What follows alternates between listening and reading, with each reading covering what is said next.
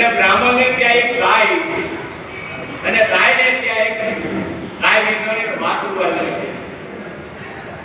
તું એને જઈને પૂછશે અને તને સત્સંગનો મહિમા સમજાવ. નારાયણજીના મનમાં કહ્યું કે આ તારું બે જીવની હત્યા લાગી છે આ સીતામાં, પણ ભગવાન ઉપર ભરોસો હતો એટલે કીધું કે ક્યાં જંગલમાં ચાલતા બે રસ્તા છોડી સીધા રસ્તા ઉપર ગયા આબુવાલ ગામડામાં બ્રાહ્મણના ઘરે ગયા. બ્રાહ્મણના ઘરે વાડામાં ગાય બિયાણી હતી અને એને વાસણાનો સમજી દીધો અને બ્રાહ્મણને પરવાનગી દીધી, હે ભૂદેવ અને પરમાત્માએ સત્સંગનો મહિમા જાણવા માટે તમારા ઘરે મોકલ્યો છે અને કીધું છે કે ગાય બિયાણી છે એને ત્યાં વાસણાનો જન્મ થયો છે અને વાસણાને કહેજો અને સત્સંગનો મહિમા તમને સમજાવશે.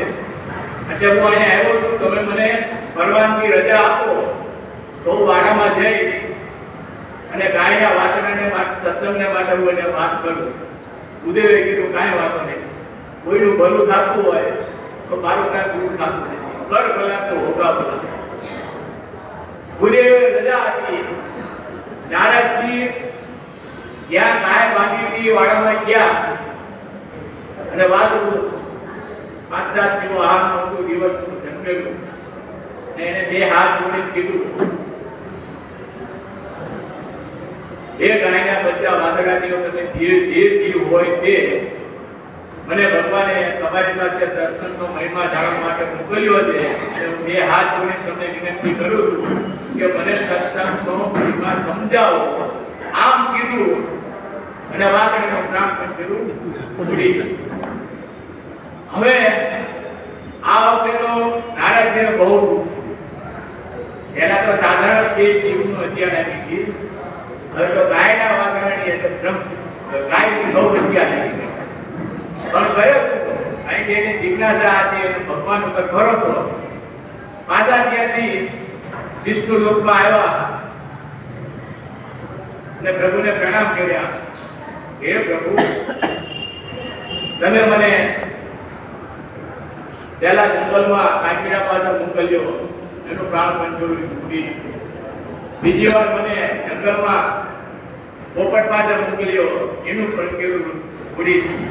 ત્રીજી વાર તમે બ્રાહ્મણના ઘરે ગાય માતાના વાસણાને ત્યાં મોકલ્યો, એનું બી પ્રાણ પંચોલું ઉડી ગયું. અને હવે 3 જીવની હત્યા થઈ. 3 જીવમાં બે તો સાધારણમાં જીવી તો બહુ હત્યા લાગી. હું ગયા જન્મની હું આમ છૂટી પાછા બે સુધી વિષ્ણુ ભગવાન થોડું મનમાં હૈસા. કારણ કે જો પરીક્ષા હોય ને તો હાથાની થાય, સોનાની થાય, લોખંડની ન થાય, કથી રજ કહેવાય. એટલે હંમેશા સત્યને જ કષ્ટ પડે છે, સત્યની જ કસોટી થાય છે. કારણ કે કેટલી હદે જિજ્ઞાસા છે જાણવા માટે ભગવાને એને મોકલાયા કર્યો. એ તો ધારક તો ડાયરેક્ટ પહોંચી ગયા, ડાયરેક્ટ મોકલા. પણ આ ક્યાં સુધી છે એનો સાથ લેવા માટે પરમાત્માએ પરીક્ષા કરી. નારદજીએ કીધું, હજુ બી મને ભલે 3 જીવની હત્યા લાગી પણ મને સત્સંગના મહિમા જાણવાની મને જિજ્ઞાસા છે. અમને દયા કરી, કૃપા કરી અને સત્સંગનો મહિમા સમજાવો. તારે એને વિષ્ણુ ભગવાન પરમાત્માએ કે હવે છેલ્લી વાર તું જા. પ્રભુ બહુ એક જીવ થયો, 2 ગયા, 3 ગયા. હવે મને સત્યનો માર્ગ બતાવો, સત્સંગનો માર્ગ અને મને સમજાવો. તો કે તું છેલ્લી વાર જા, પાછો તું જંગલમાં જા. 2 રસ્તા આવશે, સીધો ગામડાનો બ્રાહ્મણનું ઘર આવશે અને એની આગળ જાતો જાતો જાય એટલે મોટું શહેર આવશે. અને શહેરમાં એક રાજા રાજ્ય ચલાવતા હોય અને રાજાના ઘરે કુંવરનો જન્મ થયો. અને એક કુંવરને, રાજકુંવરને તમે જે આ જોડી કહેજો કે મને સત્સંગનો મહિમા સમજાવો, એટલે એ તમે સમજાવો. નારદને મનમાં વિચાર કરે છે, કાકીયાનો જીવ ગયો તો ના તો કોઈ મને કહેવાનું હતું નહીં, પોપટનો જીવ ગયો ત્યાંથી મને કોઈ કહેવાનું હતું નહીં, ગૌવત્યાનો જીવ ગયો ત્યાંથી બ્રાહ્મણ મને કાંઈ કહેવું નહીં, એ તો સાફ છે. અને આ તો હવે રાજાના ઘરે જવાનું, રાજા વાળાને વાંજરા, અને જો એના ઘરે જો કાંઈ થાય તો મને તો બંધી બનાવી દે. છતાં બી હિંમત રાખી, ભગવાનની વાતો ભરોસો રાખી, જે થવું એ થાય. ભગવાનની છેલ્લી વાત છે, તમારે જવું છે. નારદજી નારાયણ કરતા કીધું પ્રમાણે જંગલમાં ગયા, એ રસ્તા ગયા, ગામડું આવ્યું, અને ત્યાં મોટું શહેર નગર હતું, ત્યાં રાજા રાજ કરતાના રાજમહેલમાં પહોંચી ગયા. અને જે કક્ષમાં જે રૂમમાં બાળકનો જન્મ થયેલો અને સુવાડેલો હતો ત્યાં ગયા. બે હાથ જોડીને કીધું, એ રાજકુમાર, મને વિષ્ણુ ભગવાને તમારી પાસે મોકલ્યા છે કે તમે મને સત્સંગનો મહિમા સમજાવો. ત્યારે એ 5 વર્ષના બાળકને પૂર્ણ વાંચાય અને કે મુજે સત્સંગનો મહિમા તમારે સમજવો હોય તો હું તમને વાત કરું તો સમજો. બોલો કે પહેલે વાર તમે જંગલમાં ગયા, વૃક્ષની ઉપર જે કાચંડો હતો એ ભૂજ હતો. તમે મને સત્સંગના મહિમા પૂછ્યું અને મારું પ્રાણ મંદિર ઉડી. સત્સંગ નામ સાંભળવાથી પછી બીજી વખત તમે એક જંગલમાં જમણા ઉપર આંબાવાડીમાં ગયા અને ત્યાં પોપટનું બચ્ચું હતું, એ બી ભૂજ હતું. કાગીડામાંથી પોપટ પર તમે મને સત્સંગનો મહિમા પૂછ્યું, સત્સંગ નામ સાંભળતા એ યોનિમાંથી મારો છુટકારો થયો અને પોપટની યોની.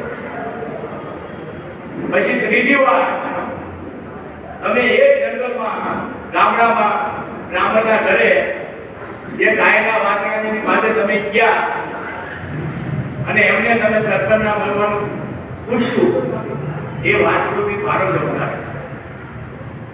અને ત્રીજી વાર સત્સંગનું નામ સાંભળતા મારો એમાંથી મોક્ષ થઈ અને રાજ તરીકે રાજાને ત્યાં જીવમાં ગયો.